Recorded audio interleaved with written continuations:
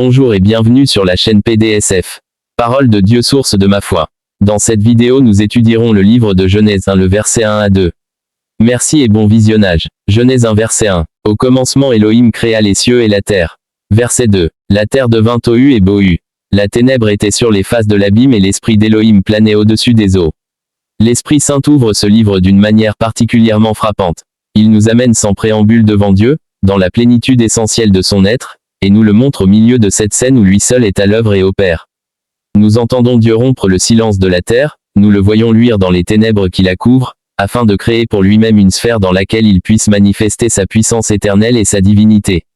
Il n'y a rien ici qui satisfasse une vaine curiosité, rien sur quoi l'esprit de l'homme soit appelé à spéculer, c'est la sublimité et la réalité de la vérité divine, dans sa puissance morale, agissant sur le cœur et sur l'intelligence.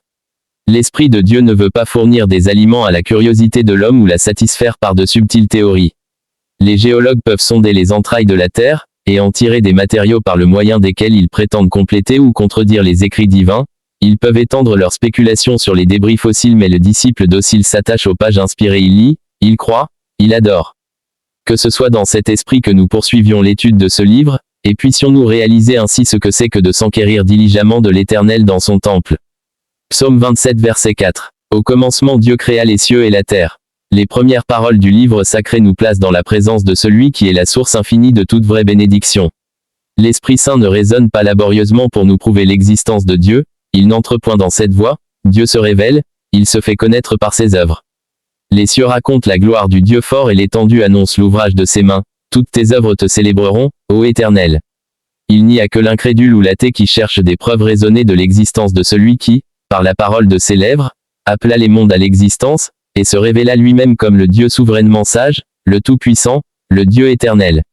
Quel autre que Dieu a pu créer quoi que ce soit? C'est lui qui fait sortir par nombre leur armée, il les appelle toutes par nom. Par la grandeur de son pouvoir et de sa force puissante, pas une ne manque. Ésaïe 40 verset 26. Les dieux des peuples sont des idoles, mais l'Éternel a fait les cieux. Dans le livre de Job, chapitre 38 à 41, Jéhovah lui-même en appelle à la création comme preuve irrécusable de sa souveraineté.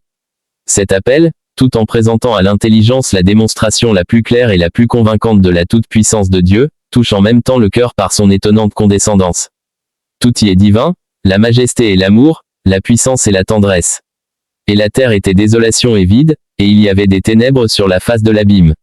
Voilà assurément un champ dans lequel Dieu seul pouvait agir.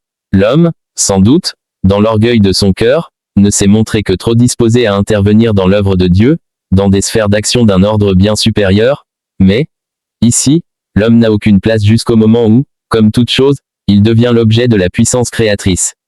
Dieu est seul dans l'œuvre de la création. Il regarde de la lumière éternelle de sa demeure, et considère cette sphère sans forme et vide, sur laquelle il déploiera et exécutera ses plans et ses conseils merveilleux, et où la seconde personne de la Trinité vivra et travaillera et mourra, afin de manifester, à la vue des mondes étonnés, les glorieuses perfections de la divinité. Tout était ténèbres et chaos, mais Dieu est un Dieu de lumière et d'ordre. Dieu est lumière et il n'y a en lui aucune ténèbre. Les ténèbres ne peuvent subsister en sa présence, à quelque point de vue que ce soit, physique, moral, intellectuel ou spirituel. L'Esprit de Dieu planait sur la face des eaux. Il couvait en quelque sorte la scène de ses opérations futures, scène bien sombre et qui offrait un vaste champ d'action au Dieu de lumière et de vie. Dieu seul pouvait en éclairer les ténèbres et y faire jaillir la vie, substituer l'ordre au chaos, et mettre une étendue entre les eaux, afin que la vie puisse s'y développer sans crainte de la mort. C'était là des opérations dignes de Dieu. Abonne-toi pour plus de vidéos, like et partage pour soutenir la chaîne et communiquer la foi autour de toi.